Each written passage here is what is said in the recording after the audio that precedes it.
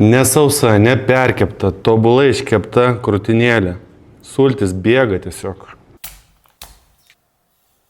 Vištos krūtinėliai pjauname, dedame sojos, alyvuogių aliejaus, bazilikų, čili dribsnių, šviežių petražolių, česnako, imbiero, rūkytos paprikos ir svogūnų miltelių.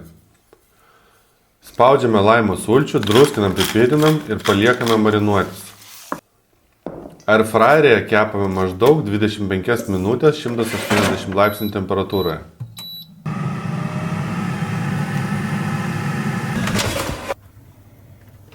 Prieš pjaustant labai svarbu duoti pailsėti tam pačiam airfryerėje kelias minutės, kad visos sultys susivienodintų per mėsą.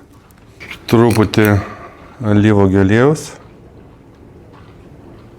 ir dar truputį laimo sulčių.